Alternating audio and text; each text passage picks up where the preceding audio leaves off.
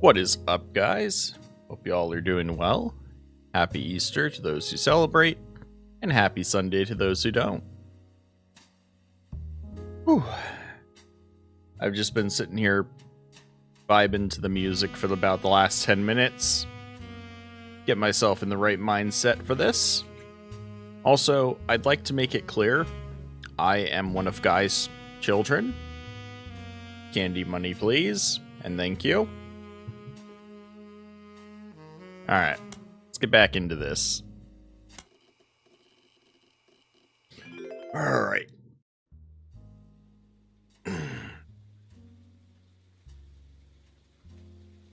So let's see what else we can learn here. Something I guess, no, I need 4 in order to lock in. The problem is we only have the 3 so far. We're pretty sure Elias with an Elizabeth, we don't know which one, was that one. Which, that's a lot of generations from there. Any evidence that we didn't have before? No. This is tied to 8 other pieces of evidence. So let's see if we can look into it more.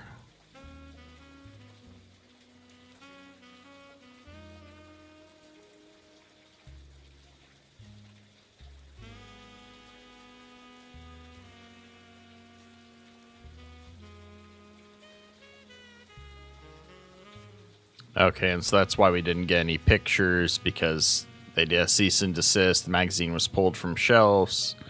Relevant pages removed, rendering the magazine useless. Unless you want to read about potentially demonic fish toy.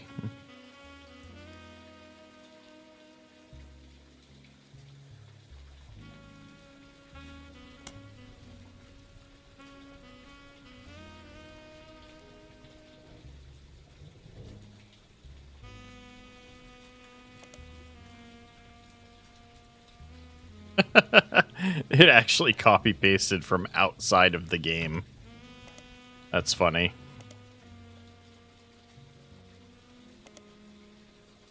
Alright, News Time briefly covered a lawsuit between Ruby Spratt and Piketty magazine surrounding Cicely Sanchez that had to do with the Roottree stuff.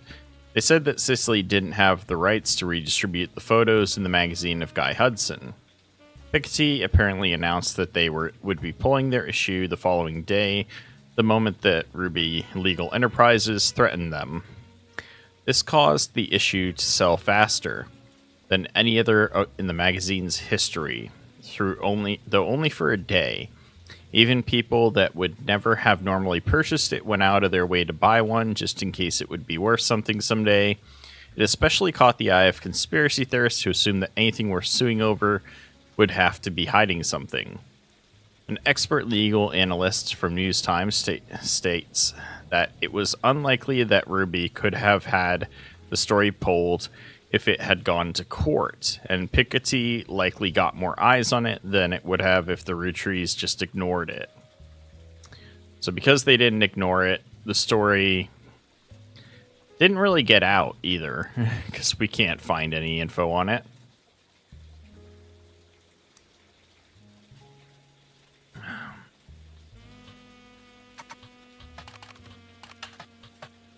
Guess we don't got anything on the Roottree secrets.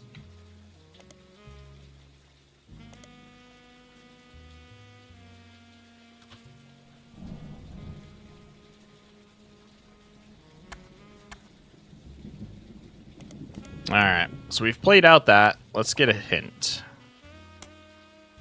5Ps is a musician. It's possible some of his music could be helpful to you. Alright, let's look into his music.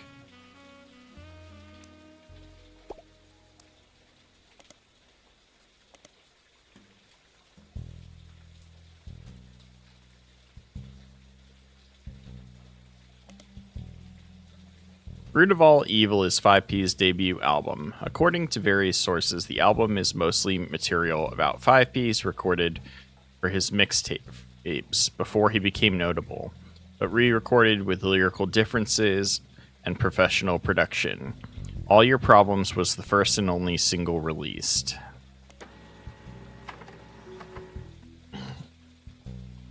This track is the only new song on the album.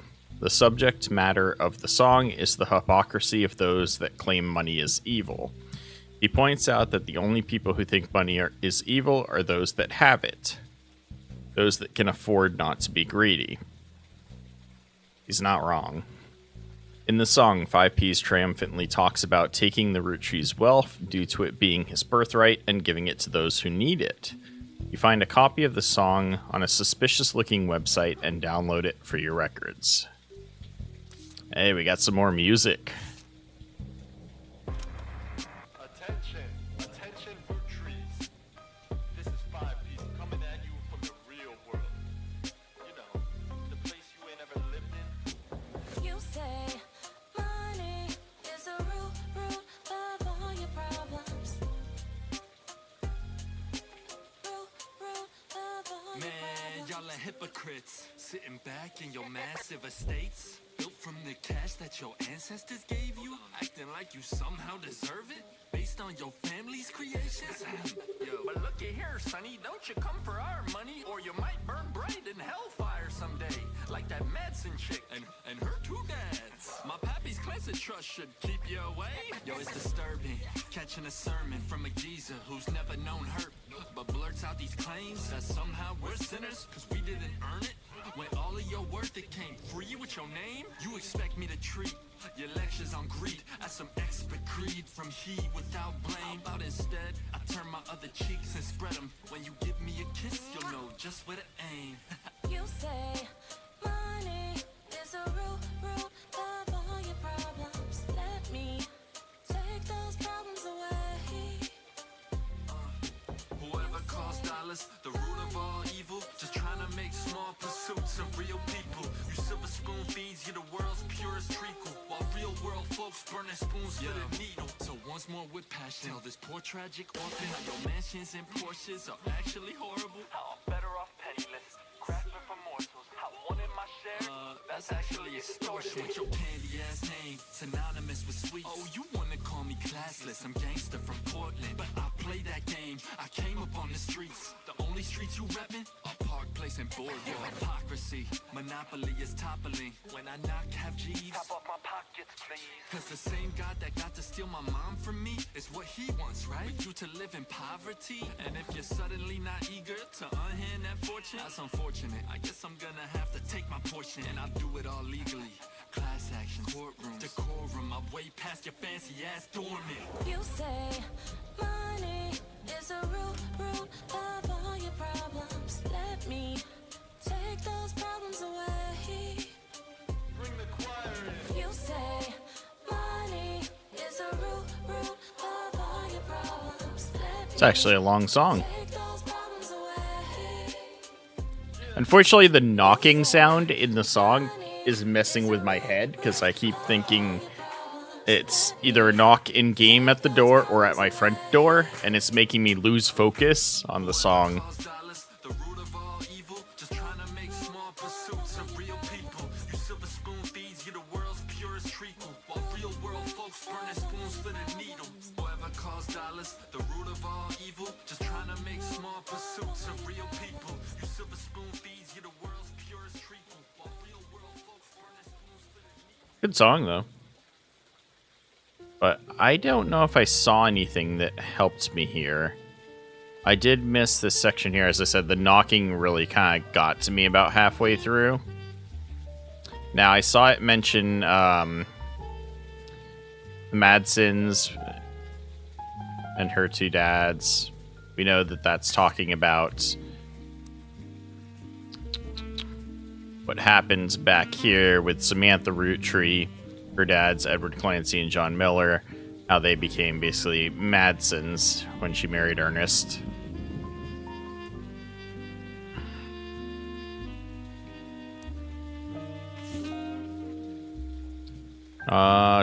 From the geezer who's never...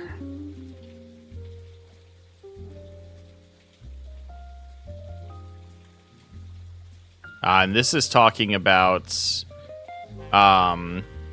Miracle.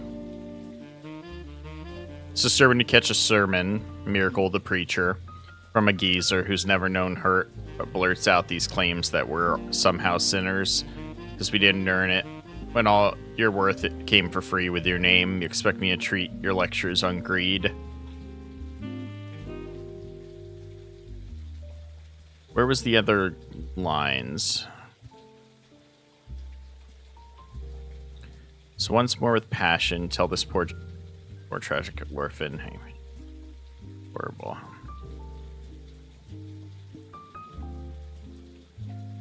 Your candy ass name synonymous with sweets. Oh, you want to call me classless? Okay. So unfortunately, I don't see anything else here that gives me information. This is the only song from 5-piece album's Root of All Evil.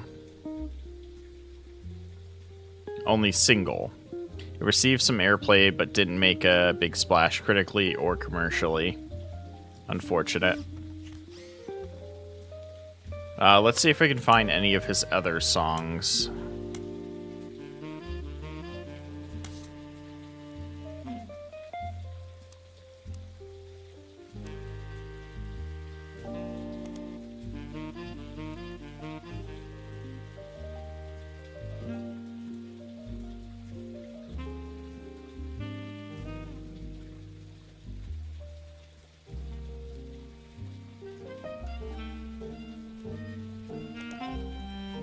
Stevie Whitlock is a lawyer with a history of publicity stunts and grandstanding. Still, she's managed to rack up quite a few legal victories for C-list celebrities and athletes. She became famous in the mid-1980s after successfully suing a multinational sandwich company, whose 12-inch subs were actually an average of 11.5 inches long. Since the company sold 1 billion sandwiches per year, that was enough missing sandwiches to make a sub long enough to span from New York to Los Angeles. The jury awarded her a paltry $5,000, but the news coverage of her crusade turned out to be priceless.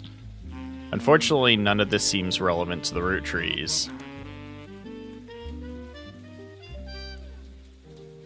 At first, the single didn't make much splash, but Whitlock, known for publicity stunts, paid thousands of teenagers a few dollars an hour to call and request the video on MTV, which increased its profile. MTV eventually caught on and banned the video altogether, which in turn received national news coverage and made the song even more popular.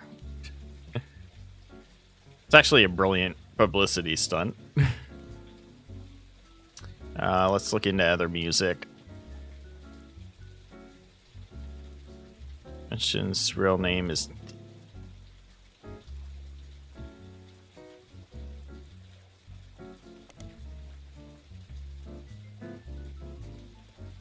His birth name was David Fellows. Dirty Dave was 5-piece previous stage name. He used to sell records and perform live shows in Portland under that name. There are some people selling his old mixtapes at auction. One is apparently called Dirty Devil and another Dirt Poor. Dirty Devil was 5-piece first mixtape from the early 90s. There's discrepancies and debates about what year exactly it was released, based on some of the pop culture references, with a range thought to be somewhere between 1992 and 94. One of the songs, Yes I Can Jump, seems to be at the center of the confusion. Some fan sites claim that there are multiple versions with different track lists and song lengths on them. Though because there's very little evidence of the mixtape online as it is, it's even harder to verify that information. Seems to be the only song that didn't make it onto his studio album, that people thought should have. In it, he references a popular movie from 1992 called White Man Can't Jump. This reference caused some confusion amongst the fan base. Because of it, it is agreed upon that the mixtape had to come out in 1992 at the earliest. But others point out that Fellows references seeing the movie on his 17th birthday that would have been 1994. Some take this to mean that the album had to have been released in 1994 at the earliest. Others claim that he was likely just trying to make himself sound older, since in response to some of the more questionable lyrics, he has stated multiple times that he was just a dumb kid when he released it. Okay.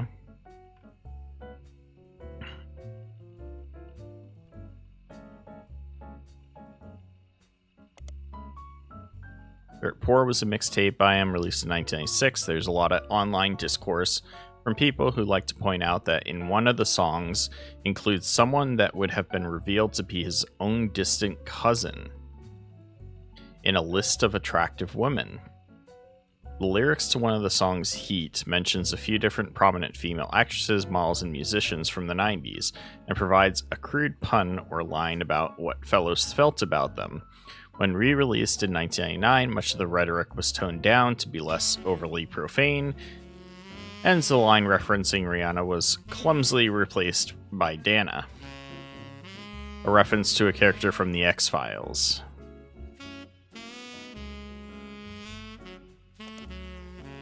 Yeah.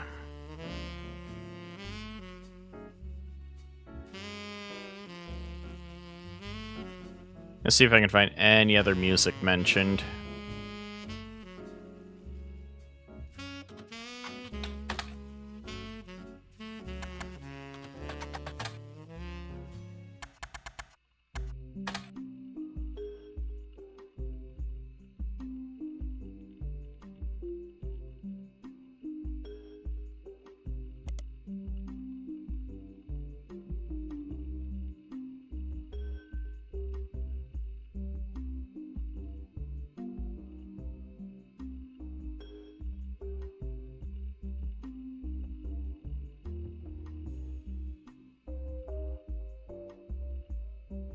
I don't see any other mention of music. Found a lot of important information in your last investigation. Now that some time has passed, it's worth looking into some of it again. We've already reviewed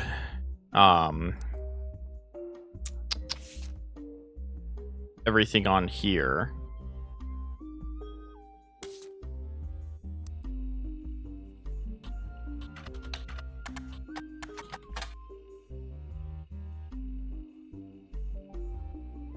It's a new version of Guy Hudson's page.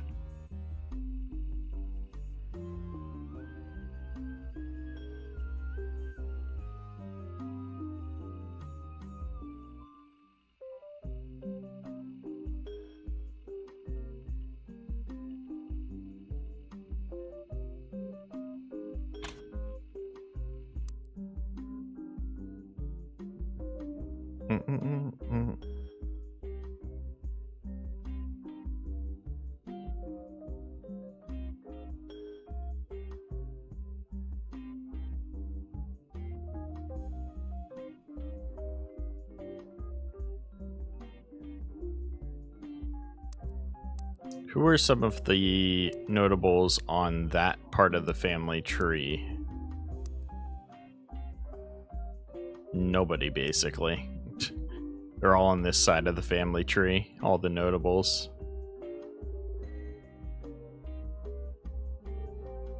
Which is why it took me so much longer to solve this side.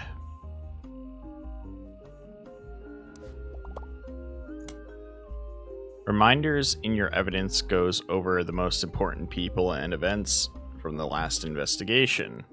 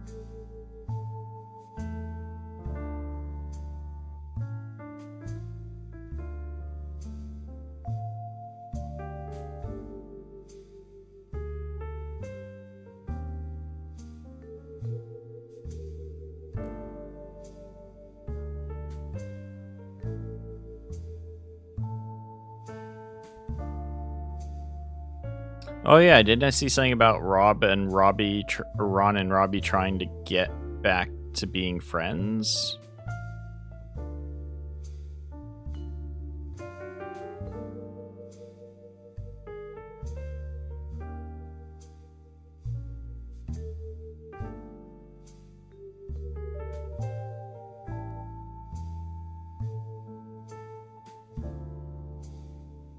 Lauren's other books, historical romance novels, were not very useful on their own, though could lead to other information. Caroline Morden's sculptures were not useful.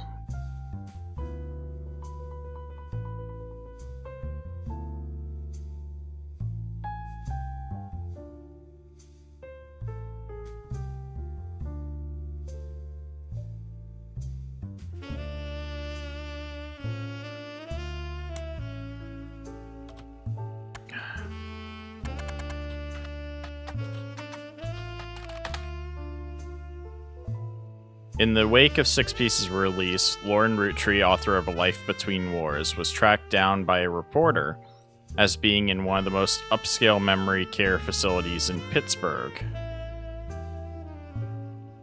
She was relocated back to Pennsylvania when she began suffering from Alzheimer's. Oh no.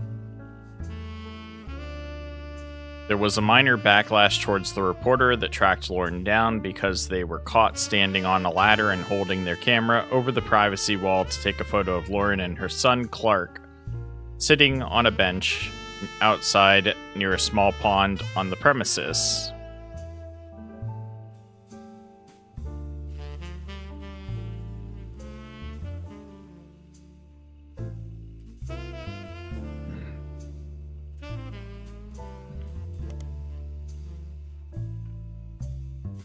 What were some of her other books?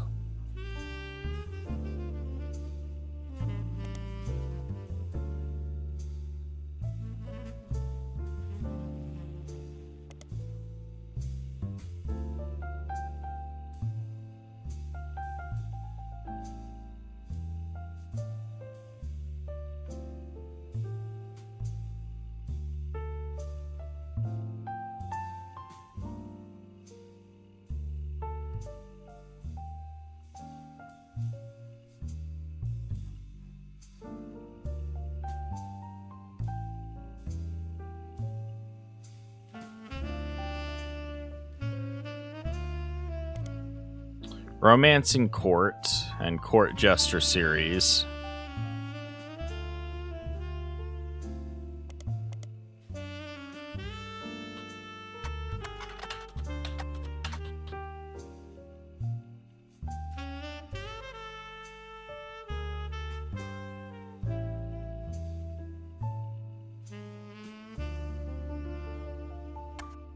What was the other thing?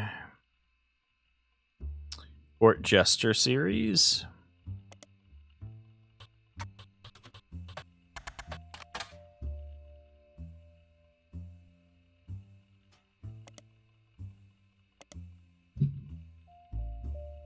Followed the release by writing 2 new sequels, creating what fans referred to as the Court Jester series. You find no recent details about her, though. Well, that doesn't help.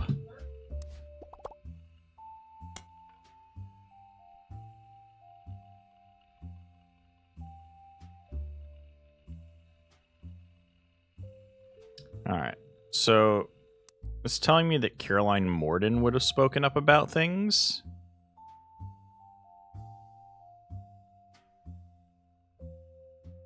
Let's look into that.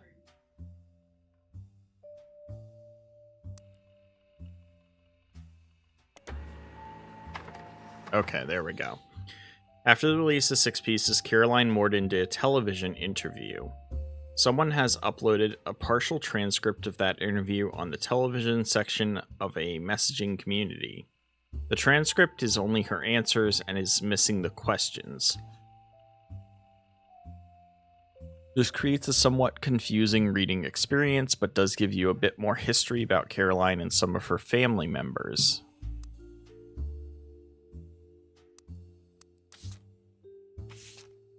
Instead of 60 minutes, it's 45 minutes. That's funny. Like, this doesn't suggest that it's tied to any other, like, it doesn't have any connection to other clues. That's what happened with the last thing I got, too. Didn't show the number. This was a cable news interview. A transcript of only Caroline's answers has been posted on a site about television. Thanks for having me. I've never really fit into the family, so it didn't surprise me. She could have put me in if she wanted to talk about the time during my activism days when I almost got arrested for stealing the spark plugs out of all her tractors, but I don't really think it fit her narrative. She's probably talking there about Samantha's books or her journal. Yes and no. They never tried to kick me out or send me to live on a farm, if that's what you mean. But I was already pretty unpopular, and once everyone learned why I divorced my husband, few people paid me any attention. She's my wife, not legally, but we've been together for half our lives. Call it what it is. That's about Eloise.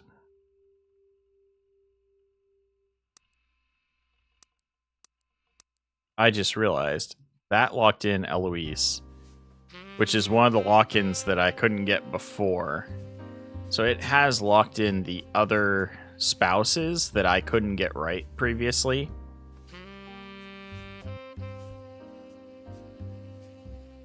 Edith Jacobson, Helen Lennon.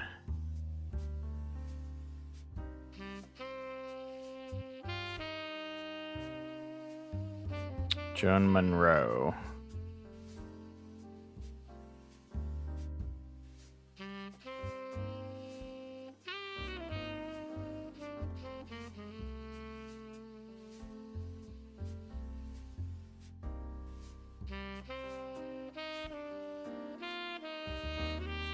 Okay.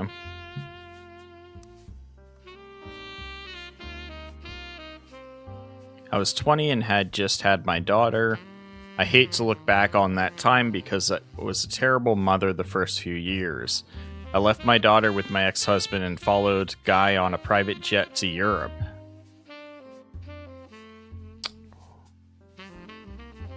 He lost a tooth and a client.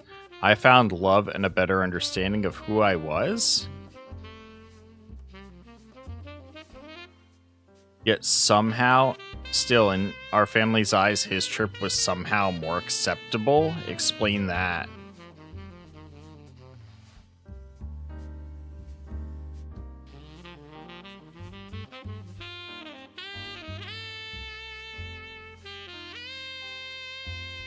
Well, this is certainly interesting.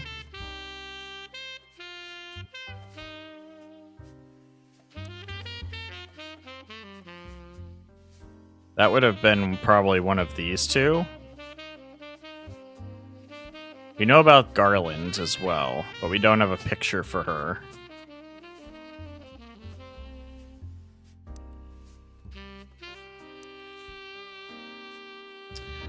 No, I couldn't stand him. Our family wrote off his behavior like he was some huge fan of romance or women.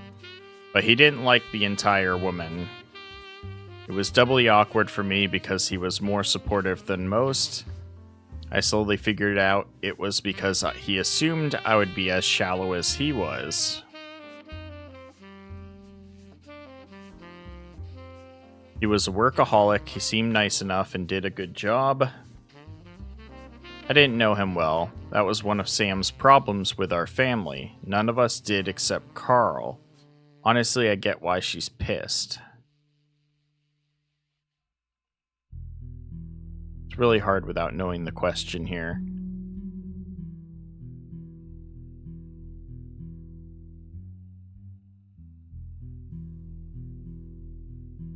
I'd rather not speak ill of the dead, not unless you want more stories about Guy. With Carl, though, all I can say is we used to be friends before they sent him to private school. He came back a lot judgier. It made sense when they made him president. He was a lot like my father after they disciplined the fun out of him. After I started protesting the farms, he stopped returning my calls. Oh well, he's harder to label. When I was a teenager, he was basically drunk or high or both all the time. He actually used to sell me pot. His problems with women were different than guys, but he never really judged me. I guess he knew it would be pretty hypocritical to judge anyone for anything. Back then, he was destructively unreliable in every way, but nowadays he's just kind of boring and old. I prefer that to how he used to be, and to Guy and Carl, but it's still a cautionary tale. I hope I'm never that boring and old. My guess is that that's about Clark. And his issues with relationships.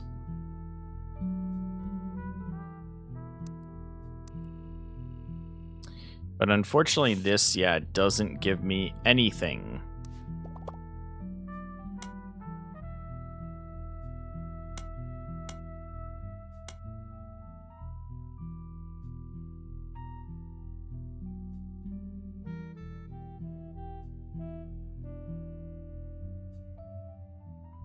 It's possible her diary has new information? How would her diary have new information?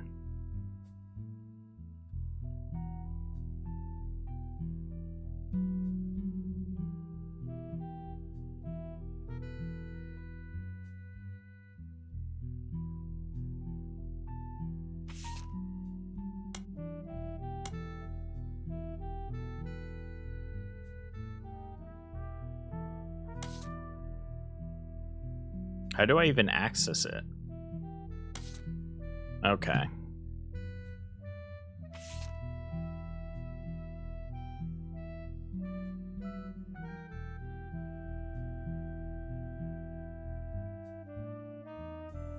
Alright. Below are notes and observations you made while skimming through Lauren Roottree's diary pages. Lauren Roottree is on the notable list. The book was published. Lauren never remarried and only had one child. By skimming the pages of the diary, you glean the following information. She was the granddaughter of Elias and Gwyneth on her father's side. Her mother's family was called the Cowsills, but she hardly ever mentions them. Her father, who was always referred to as Pop, was the head lawyer for the Roottree Candy Company and helped write a legal document. Yeah, we know about that.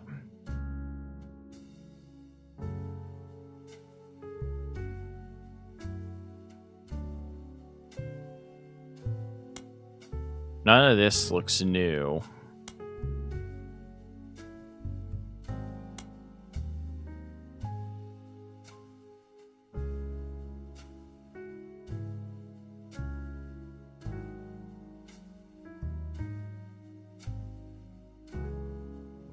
Confronting them would make me a hypocrite, just like how Clark doesn't judge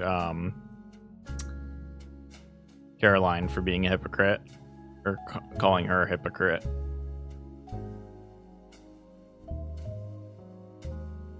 Or she doesn't call him one, I guess. I think of that correctly.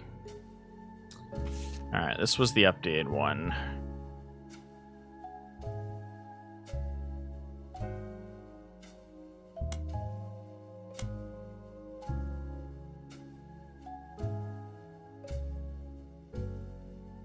Nothing here. Okay, so we have to search for it instead of just looking at the current version we have. So we need new evidence version of it.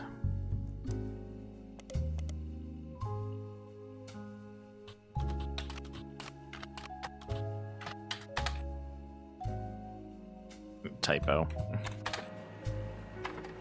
When revisiting her book, there's a single passage that focuses on potential affairs in her immediate family. You've added it to the rest of your evidence. Here we go.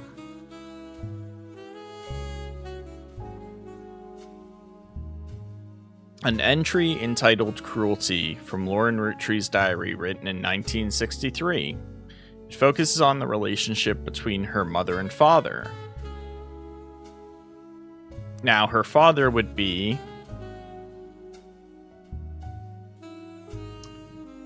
Clancy Edward Roottree and Sarah Cassell. So what this is telling me is that we're not looking here. We're looking here. Possible infidelity 1949? Does that make sense? Because this is talked about in 1963. Yeah, it would fit in.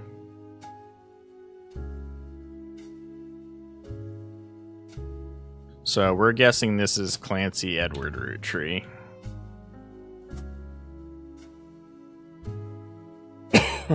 Lawyer.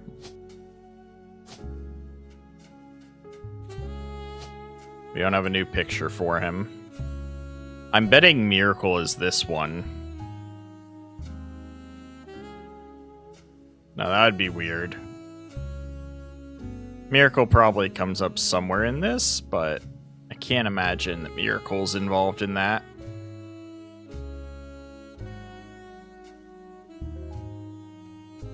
This one's crazy, though. It's a family member with somebody else in this family member, like spouse, potentially.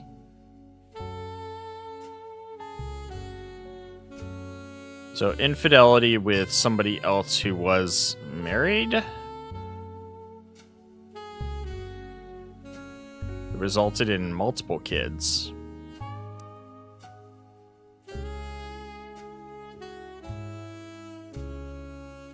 While it offered only redundant information during your previous investigation, it mentions the subject of affairs and may be more useful this time around.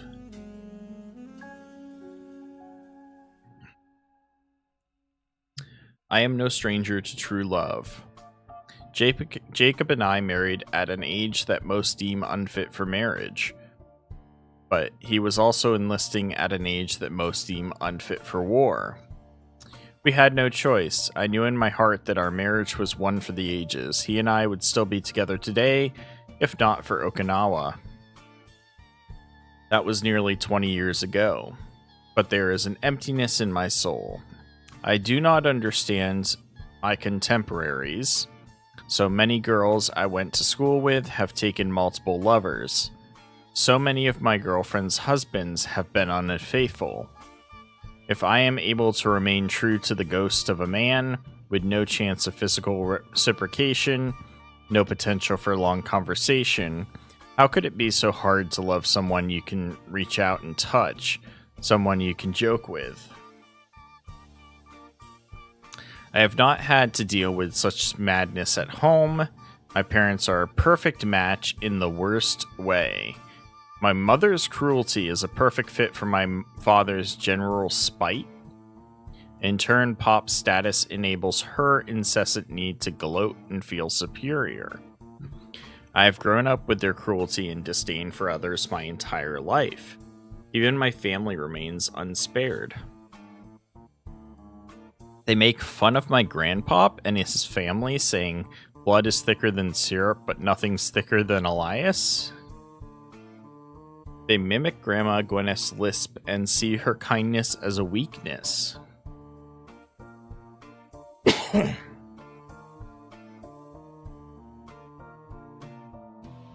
Eliath, please remember Tham. Not even our family's maladies and religion go unmocked. Remember, God only put I in miracle.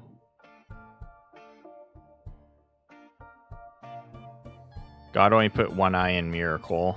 Oh, because of his vision issues.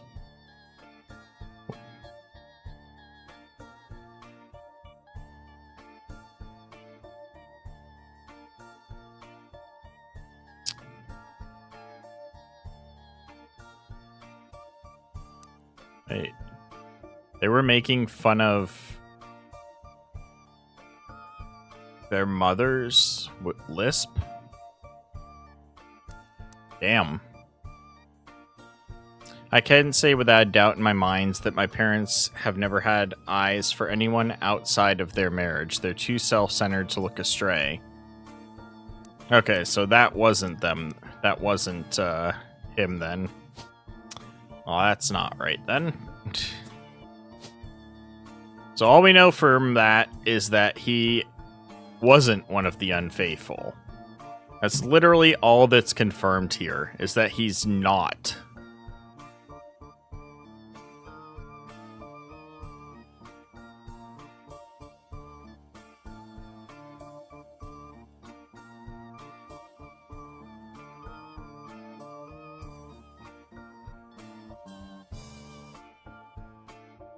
Who is Tham?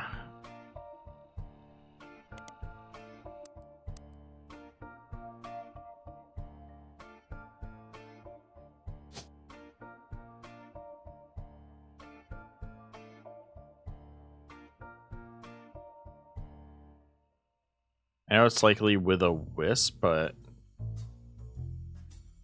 I'm curious to know if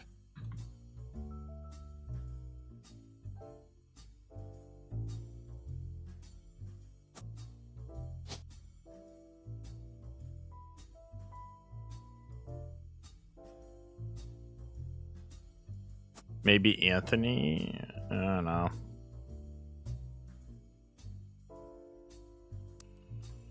That wasn't helpful.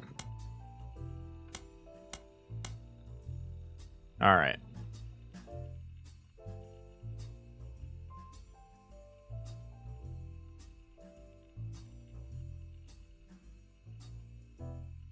All right, so we gotta look into Chris Rafferty's website again.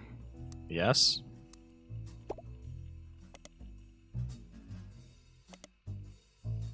We had to use his email.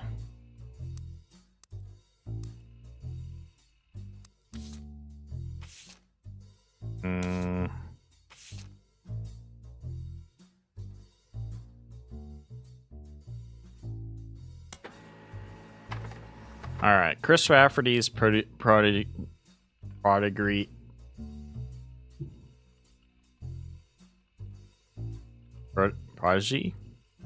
site seemed to have been discovered by the masses. Gone are the art pictures of his cousins. Instead, it's a list of questions that people kept emailing him. The most relevant ones are the following. Are you the son of Clark Rafferty? Yes, but I didn't grow up with him. I remember him from when I was a little kid, but I moved away with my mom when I was very young. We left Pennsylvania and moved back home to Virginia. We lived there with Pete, my stepdad. So we're talking about Jane LaRoe and Chris Rafferty.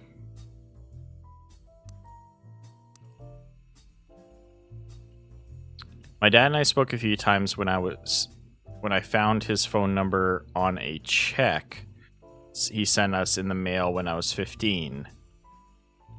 He was happy to hear from me, and now he calls me once a month and came to visit me at college. He tells me about things I don't remember and people like Guy Hudson and Ernie Madsen. My dad and I get along, but obviously we aren't very close. Understandable.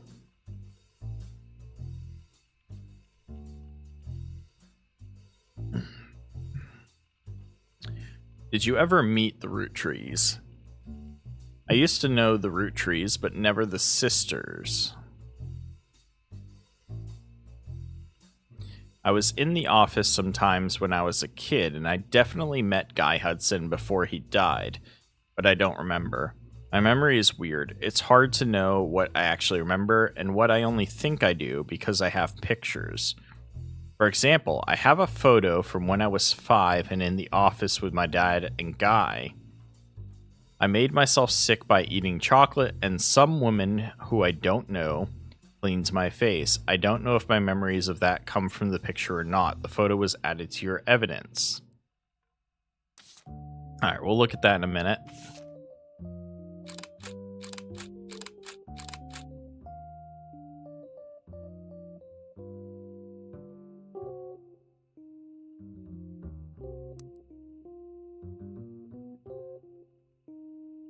So we know. So we now have. No, we can't verify it yet. Is it possible that this was Christine Garland, or was it another woman? It would have been another woman then, because these are not locking in. Unless she also went on to do a different career after this.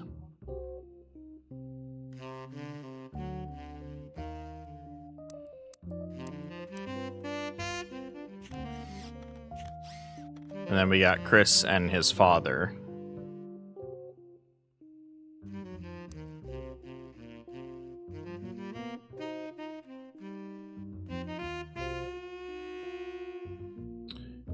Could this have been updated because Clark had the, no.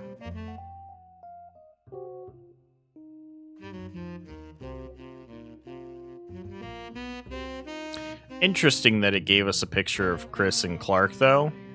That makes me think that one of these involves Chris and Clark. I just don't know which.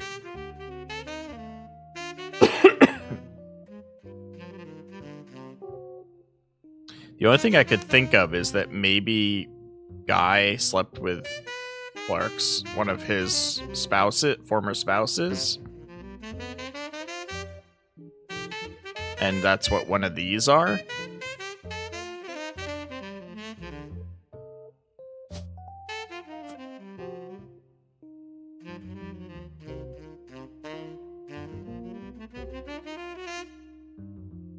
Could be this one or this one, for all I know.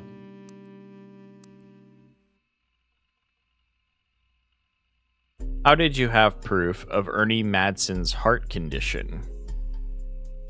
I knew Ernie had a heart problem because my dad told me on one of our phone calls. I asked him about the poison because I saw it on the Roottree Curse website. And he emailed some old stuff, including the proof, but even with the proof, the website didn't take it down.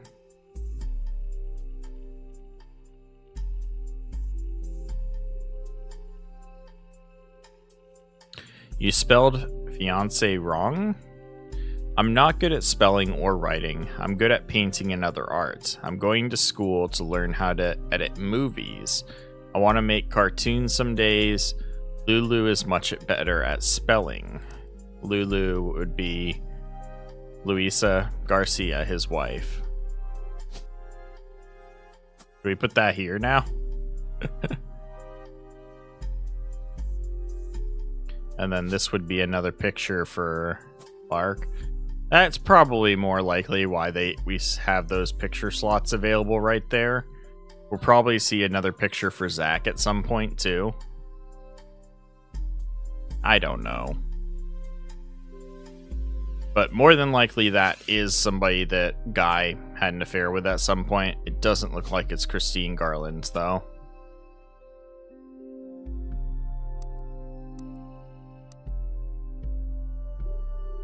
This photo of him and his father, Guy Hudson. While they were distracted, he snuck into the supply of chocolate they kept for visitors and tours. Chris Rafferty did not know who the woman in the photo was. And nobody seems to. Alright, another dead end.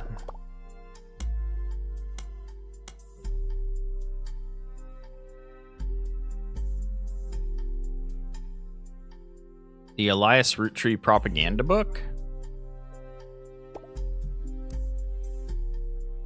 What was it called?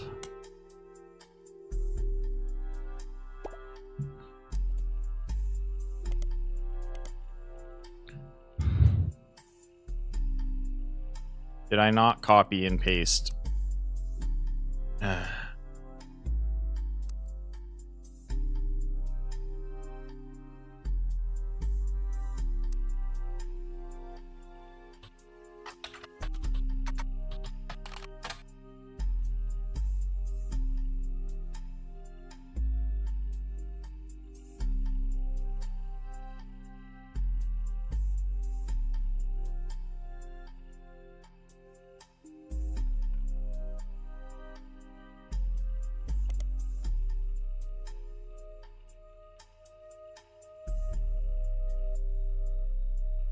Elias and Gwyneth Roottree were never really celebrities, but the general public's perception of them as classic faces associated with the Roottree Company had always been in somewhat high regards. This was Elias's intention as a family man with his family's brand. Since Six Pieces, the candy company has placed much less of an emphasis on Elias as a historical brand-connected figure.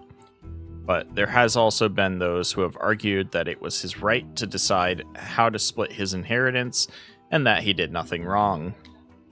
This has led to some heated television exchanges and countless op-eds.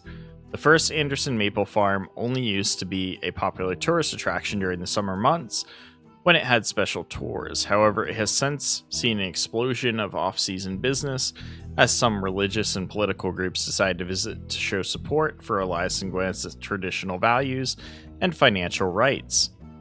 This rise in support was in turn followed by pickets from gay rights activists when some particularly inflammatory organizations made their pilgrimages.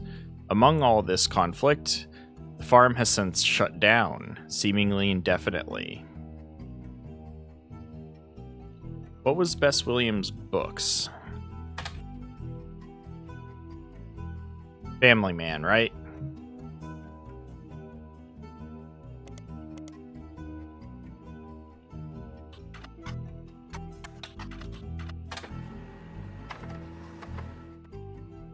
A reprinting of an old book about Elias Roottree, it's blatant corporate propaganda.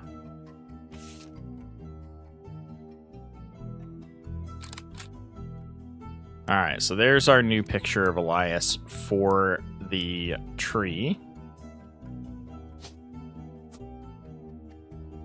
With his secretary Elizabeth. The dictionary defines propaganda as information, especially of a biased or misleading nature, used to promote or publicize a particular political cause or point of view. But if they were to replace that definition with a picture, it would be a picture of this book. The book tells you nothing new about Elias, and from what you know of his true feelings towards some of his extended family, you're not sure it tells you anything true about Elias either. The reissuance of this book was so lazy that they reused the famous photo of Elias from Business Watch, whose copyright had expired. The best thing it has going for it is that it's only 85 pages long.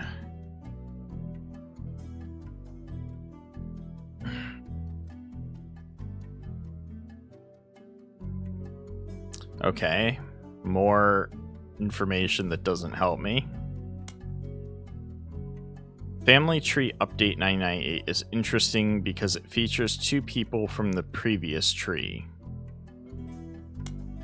Notably, the child of those people was not in the previous tree. Was anyone pregnant in the last game? You should spider search them again. Okay.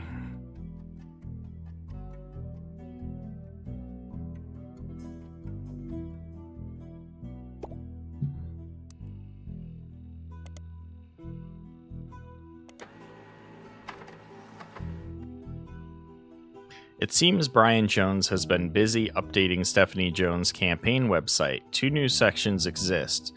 The first is Baby Photo. There you see a picture of their new family together in the hospital. According to the site, our daughter was named after her grandmother, which ended up being very fitting considering she was born the night before Christmas. The second is What's Next. What does this have to do with... Is it just to say that there's a new root tree? Like, is that all this is about? Family tree update? Okay. Stephanie Landon.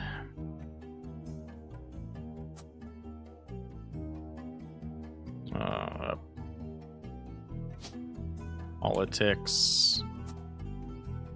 Now, she was named after her grandmother.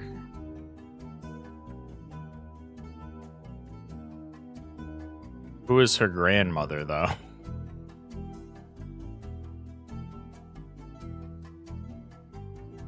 Angelica?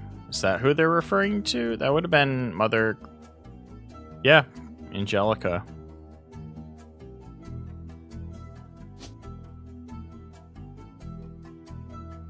Angela. What was her name at that point then? Jones?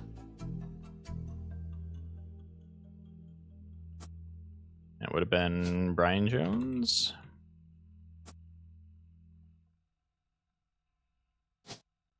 That would be Baby. All right. There's not much of substance there right now, but it lists some small accomplishments and finishes with the recent rise in popularity and controversy surrounding my extended family. There's been some extra attention on me. Stay tuned for announcements in the coming months about how I plan to use this publicity to accomplish bigger and better things.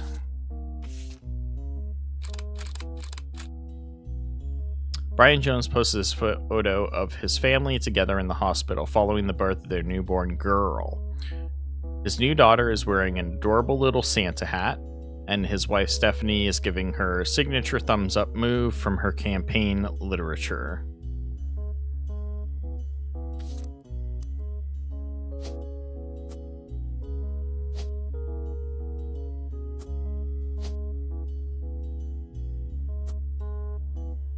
Okay, now I'm confused though. It should have locked in. Every time you get 4 additional key relatives in the family tree completely correct, name, occupation, portrait, they will lock in.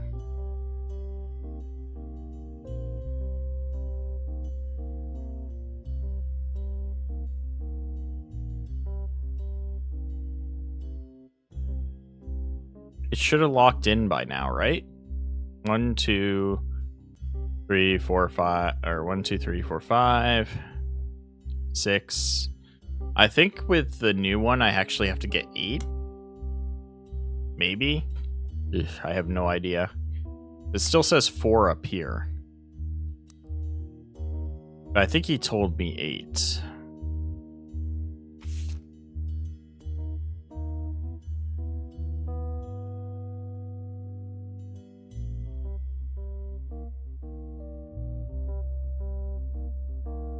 Start sorting out the infidelities, I recommend you turn your eye to the men in positions of power. I'd love to say that's only because it would have been a lot harder for the woman to hide 9 months pregnancy with birth without the family, but I can't. I'll be blunt. I'm no stranger to infidelity. I wish I could claim that I was a perfect husband, but you've seen the family tree, so why pretend?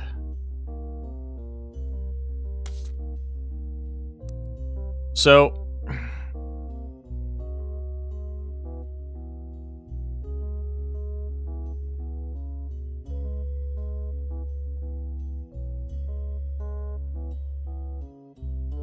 I don't know.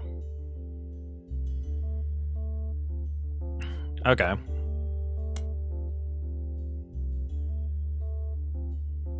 Yeah, I've done that. Or is Felix not necessarily his real name and that's why it's not filling in?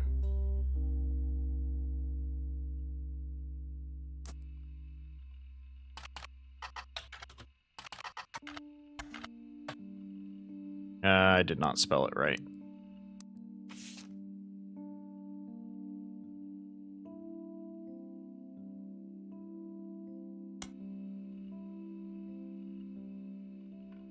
His real name is David.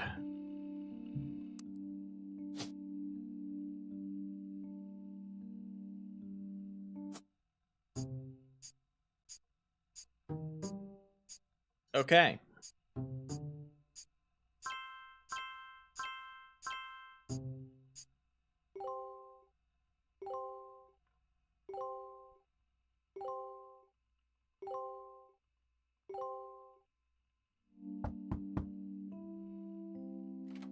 Making progress. Has Clark reached out to you? Well, let me give you a short history lesson about the last few months of my life. Okay. 3 different people contacted me, claiming that somewhere in their history, they might be Roottrees. Ooh. First, that young man, the rapper. I ignored that one. He seemed dubious. But then I saw the news. Yep, and he turned out to be a Roottree. I felt terrible. So I began helping the others. Because my doubts with Felix were so misfounded, I ended up putting too much faith in the second person that approached me. I went to the media prematurely. I admit my mistake there. I think that's the Anon Mom, or Anon Mommy. But the third person who contacted me also had a credible case. Before I could help, the company got to them somehow. Okay, tell me about this person. The fact that the family silenced them doesn't seem to fill me with hope when it comes to Clark's intentions. Ooh, so maybe Clark's not actually doing this for the right reasons. But you're making progress based on the leads he gave you. It's really hard Had to for use me the to get hint a read on lot. him. I'll let you handle it. I've sent you the case I've been working on, and some company records I managed to track down. The records are quite dense, but hopefully they're useful. Good luck. Alright. Finally we have some info I can work with. Now what's interesting is that she didn't lock in, which doesn't make a lot of sense, and also Angela didn't lock in. So Angela was named after her grandmother, which would have been Angelica, so that makes perfect sense, unless it was supposed to be Clara, which would make more sense. That's probably why that didn't work.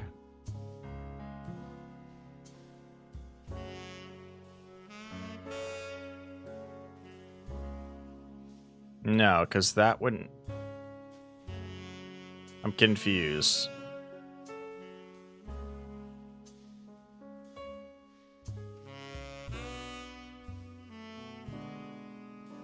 Caroline or Eloise? Carol. There we go. She is Carol Jones. I bet that's correct. Now, why didn't she lock in? The last info we had was that she became a cashier in Portland. Or worked a cash register in Portland before she OD'd. I mean, Druggy ain't on here, so... we go back to putting her as a secretary and hope that works out better next time? I guess? The other one we weren't too sure of was this one. If that was actually Christine Garland. Let's move on for now onto our new evidence. We'll look back on that when we need to. This photo was given to you by Sam Madsen. A woman named Regina Clementine came to her and claimed that her husband had confessed. He thinks he's a Roottree. The details of this case can be found in your evidence. Stuart is the older boy wearing a vest. The woman in the photo is Mary Beth Clementine, a singer who may have had an affair with Miracle Roottree. Aha!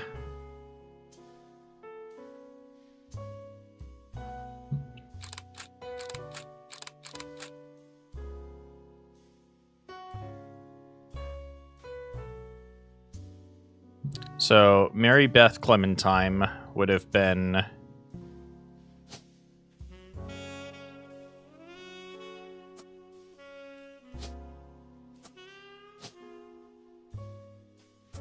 Miracle, we know from the past Roottree, was in fact a preacher.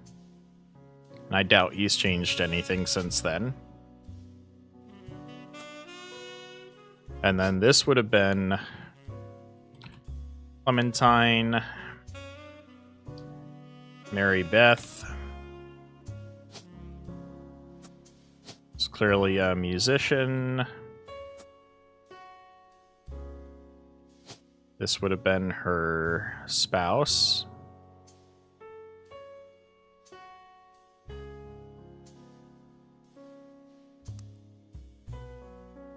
So, Regina Clementine's husband would be one of the two boys. Stuart is the older boy wearing a vest.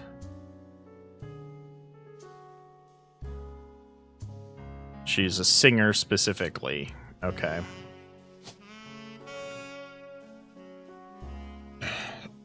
Singer falls under musician.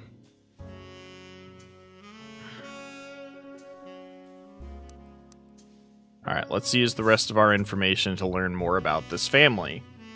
We do know that Stuart is the older boy wearing the vest. So that would be Stuart. And that would be the other boy. So his first name would be Stuart. I don't know if she was married at the time. It would have been another Clementine, though. If she was married already. No, it would have been Clementine. Stuart and Clementine, because we know that the person that came forward was Regina Clementine.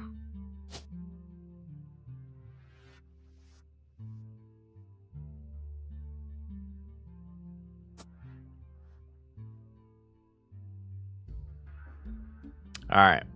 Now, is that every bit of evidence we got from here?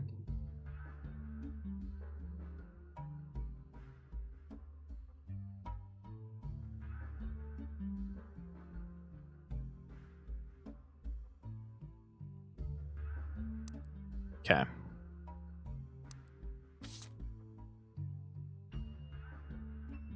Why does it say 6 when there's only 2? Unless some of these documents are multiple. Alright. This is all the information I have about Regina Clementine Nee Salazar from New Orleans, Louisiana, and her husband, Stuart Clementine. She wrote to me about a month ago. Apparently, the Roottree lawyers went after her since then. By the time I received her letter and called her, she told me she couldn't cooperate anymore. Her husband, who is a police officer,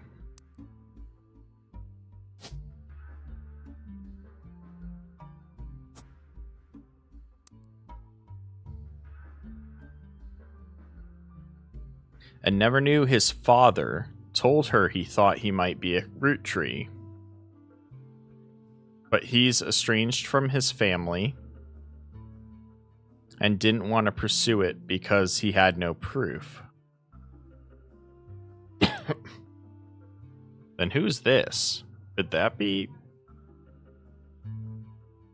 No. So they split up when he found out about it, maybe.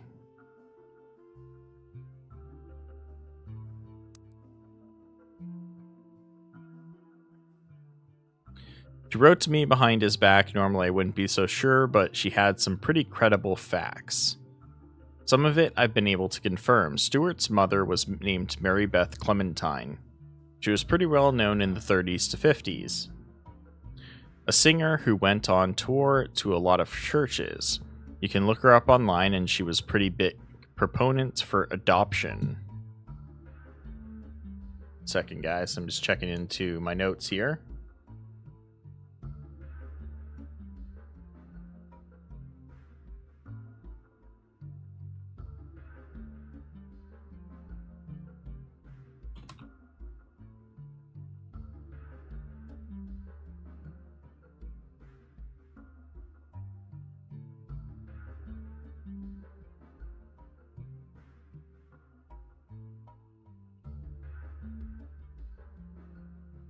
We have to look up Mary Beth Clementine. Was a singer most popular in the years between 1942 and 1959. She traveled around the country performing at churches. Her repertoire was a mix of religious and popular songs, and although she recorded a few records, they seem lost to time. The only one you find mentioned was a cover of He's Got the Whole World in His Hands, released under the label New Edison. One thing Mary Beth was known for was her adoptions. She's listed on many sites that mention adoption and the history of adoption. She adopted 2 children in the late 1940s, Stuart and Mark. Huh. So Mark is the other boy's name. And he would be also a Clementine.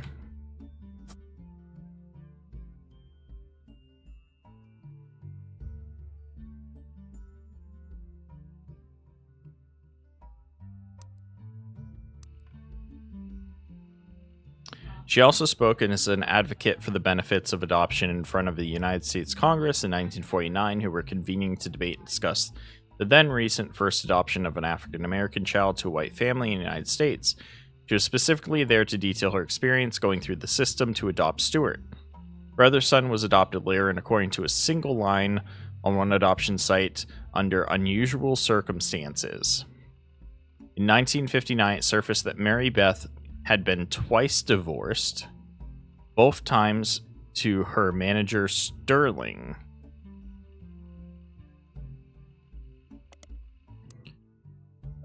Sterling. And because of the naming, he would be Clementine as well.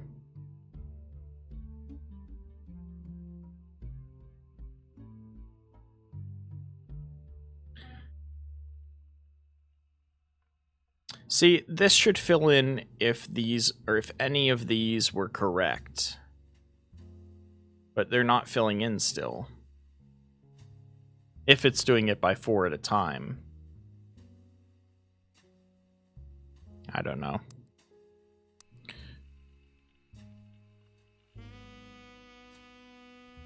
This ended her career with the religious audience she had been catering to, and while she performed occasionally since then, she mostly faded to obscurity. She passed away in 1994 at the age of 76 of a stroke. I know for a fact that she came to Butler County a few times. I remember her from when I was younger.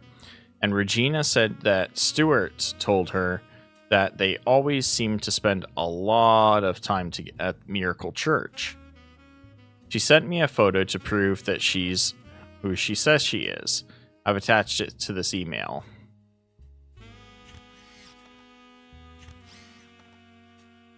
Please consider saving a tree and not printing this email.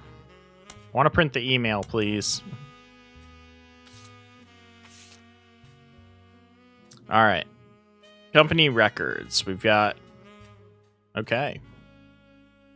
Here's where the good stuff comes from. You were given some partial staff records to cross-reference by Sam Madsen. These records are based on old tax mailing information and only detail the employees that work directly for Roottree or in their corporate office. The many laborers on their farms and in their factories are not listed. This is going to help us a lot with Guy, since Guy seemed to have a thing for his secretaries. You're not sure how helpful it will be, except for the cross-referencing Guy's secretaries and visits overseas. Spider searching people just because they are listed in these books will likely be very time-consuming and a waste of your time. Leadership: President Zach Morden. Special Management: Ernest Madsen Jr.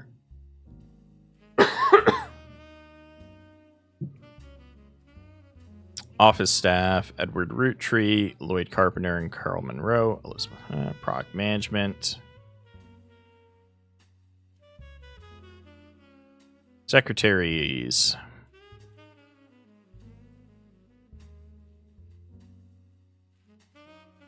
These are the ones I want to know about, the secretaries, if any of them are people of note.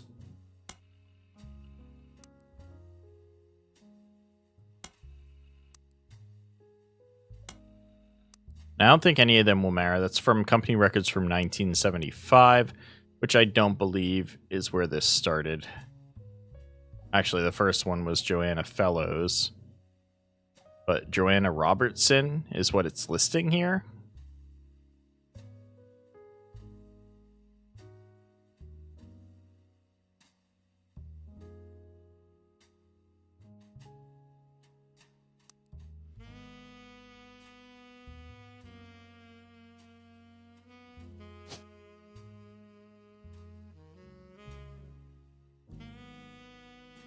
Maybe that's what she originally went by. There we go.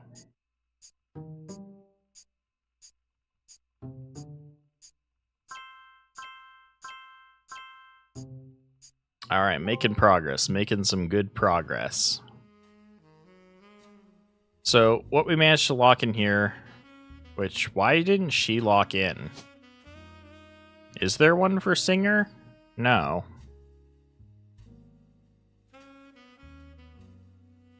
Maybe she went on to do something else afterwards.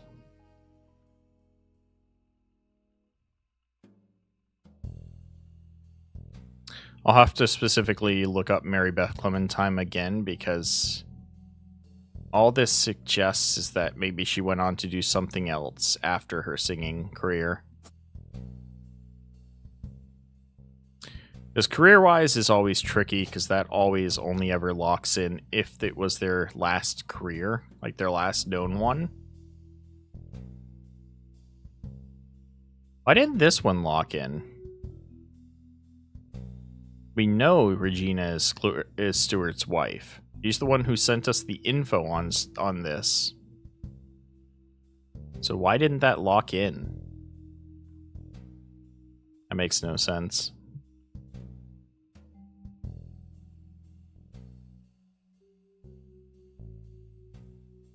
Same with Sterling Clementine. Why didn't that lock in? Whatever, at least we got the people to lock in. The spouses don't really matter if they lock in or not in the end of the day.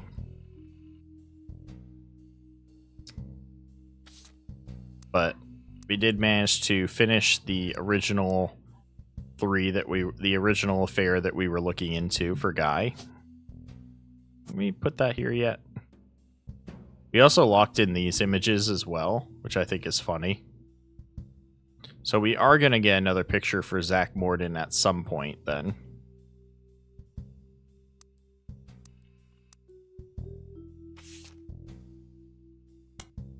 Alright, in 1977 it was announced that Zach would be retiring and Guy would be taking over at the start of 1978. He held a retirement party in November before spending the final month working on transition. The following changes took place. Guy Hudson has replaced Ernest Madsen Jr. as special management.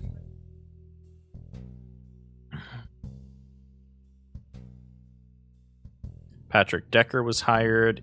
Eli C. Roottree is no longer employed by Roottree. Ernest Madsen Jr. is now listed under product management. Secretaries. Christine Farrow was hired, is no longer listed among secretaries, but Joanna Fellows has been added to the list. 1977, Joanna Fellows and Beth Knox are no longer employed. Christine Garland. Christine Farrow became Christine Garland.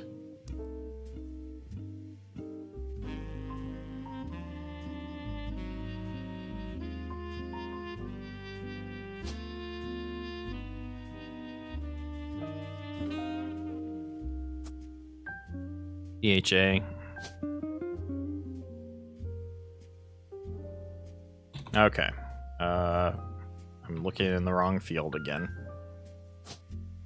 So this might be the case. Maybe.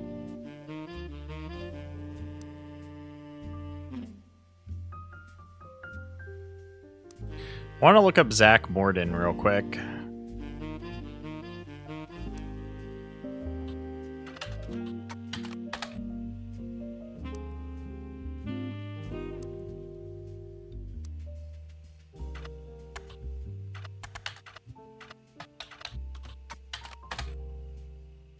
How does he have no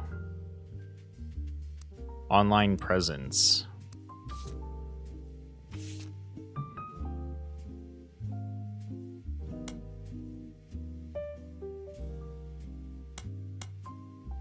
In 1978, Guy Hudson took over. This began a particularly volatile period in the company's staffing. Many travel expenses were listed, and Guy began trying to develop new 5-piece flavors. The following changes were recorded. Alright, 1 second, I got a cat visit. Hi, son. Being good? Come on, buddy.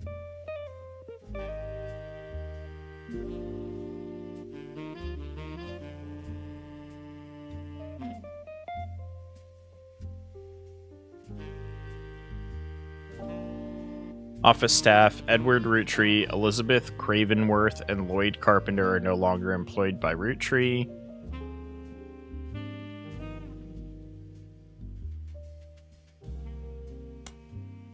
Nothing.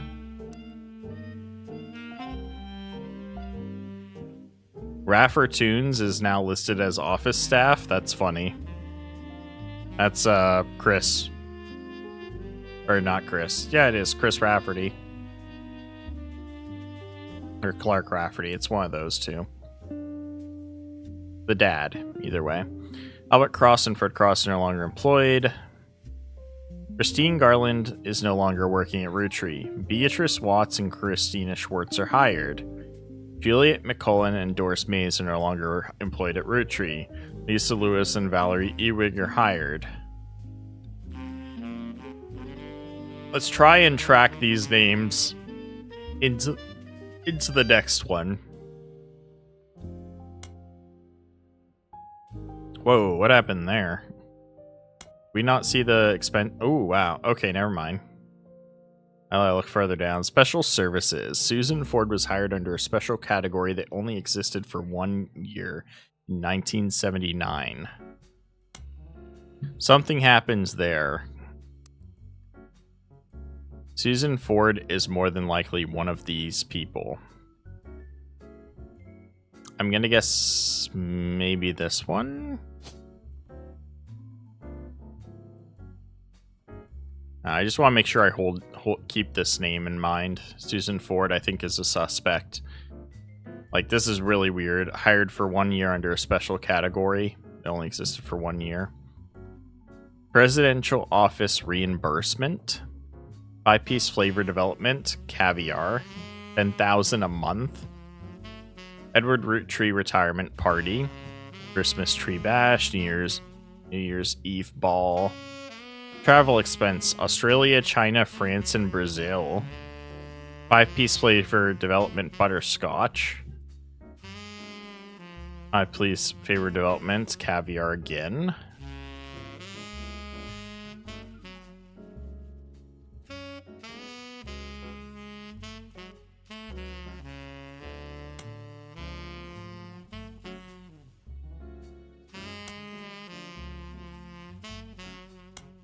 Volatility continued. Many new employees didn't tend to stick around very long. The following changes are recorded. Susan Ford has been moved to office staff. She might have been a later one then. Corinne Schwartz and Beatrice Watts are no longer employed. Linda Lewis and Angela Ingram are hired. Lisa Lewis and V are no longer employed. Catherine Garrett was hired. Yeah. A lot of frickin' secretaries in just a couple of years, guys.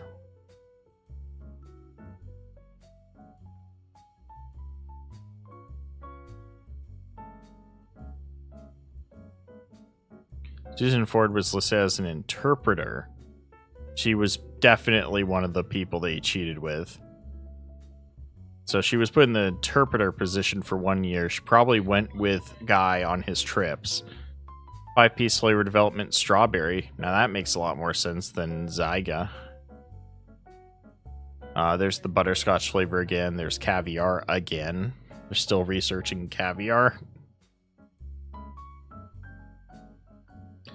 Strawberry, Zyga, butterscotch, caviar. Christmas Tree Bash. Grandorf Dove donation? Grandorf Dove donation.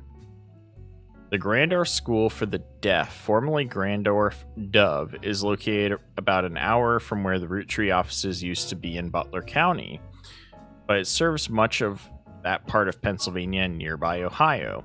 According to their website, it was formerly named Grandorf Dove, because Grandorf was the last name of the founder, and Dove is the Danish word for deaf. The founder had issues with government translators, leading to an odd transcription issue.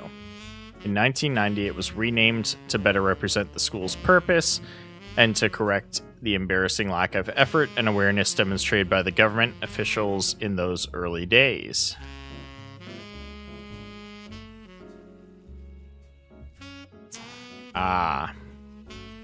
because they didn't understand what dove. The staff is listed on a website. You can scan through all of the biographies and find that the principal, Miss Ford, is fluent in 5 languages, including ALS. She has been working at the school for over 15 years. Miss Ford's bio also mentions she's not deaf herself, but rather learned sign language to communicate with the deaf. It mentions that she was responsible for securing the funding for the Hudson Wing.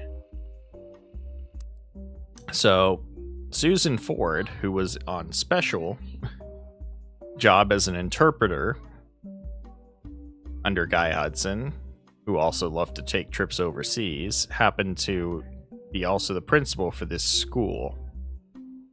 She definitely is one of these 3 affairs on this side. We just don't know which one yet. Guy Hudson died in May of 1982, so the first few months of that year continued along the same pattern as they had been. Things quickly changed when Ernie took over. Most of the extraneous expenses ended, and all of the secretaries most handpicked by Guy were let go. Sam Madsen left Roottree in 1984, so this is the last set of books you have access to.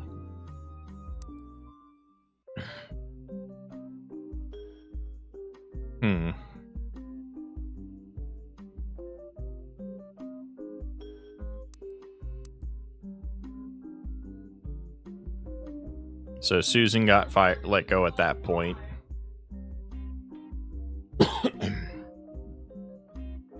That's when Carl Roottree joins the special management.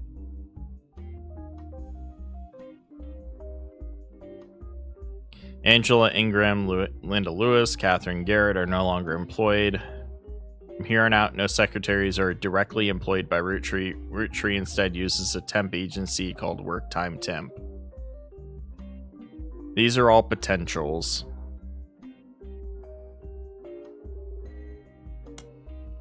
Which, unfortunately, we're not going to get from that.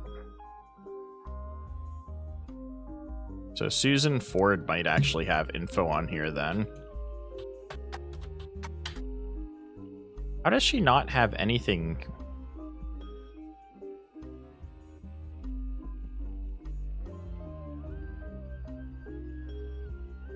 Let's try the Hudson Wing. The Hudson Wing was an expansion to Randolph Dove, first built in 1982. It's a separate, much smaller building, half a block from the main campus.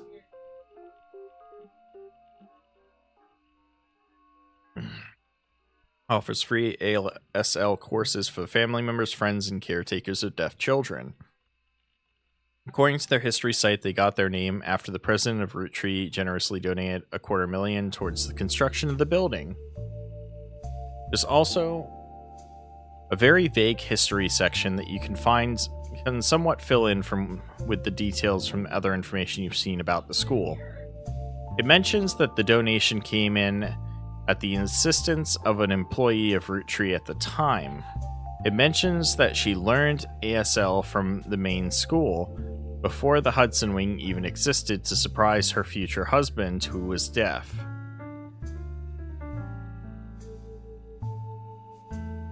After realizing how useful a service like this could be to non-deaf people that wish to better serve those with hearing issues, she convinced Roottree management to invest in the school. The Hudson Wing opened and she became the first teacher at the new campus. At first, it only operated on weekends, but since then it has added afternoon classes on some weekdays.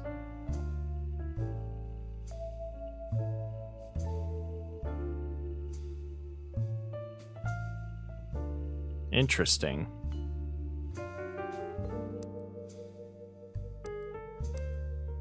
Not particularly helpful, but interesting. Alright, Sugar Plum canceled after 5 months.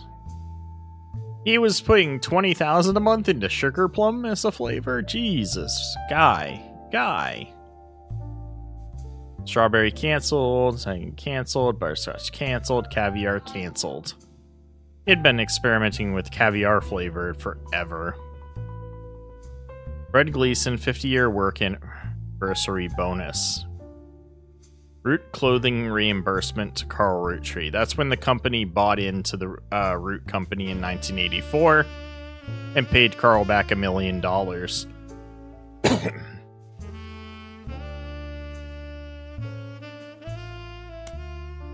Fred Gleason's got nothing for me.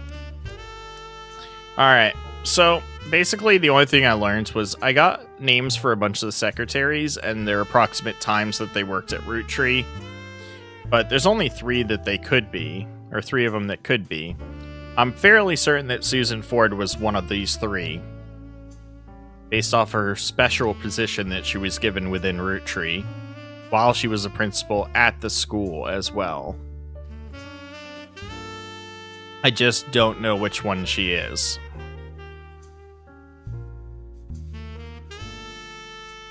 But, hey, we got quite a bit more of the tree filled in today. I've had to use a lot of hints because, honestly, we gotta look more into Mary Beth Clementine, which, yes, that is true. I did intend to look more into her because of her career. What did she end up with?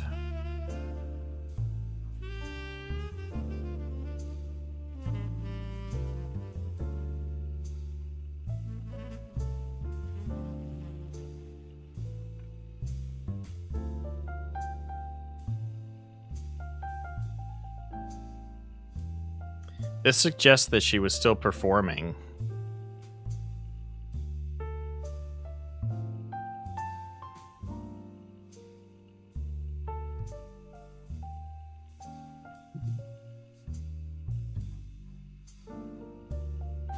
Also, that means that that's not her maiden name. Her last name's something different.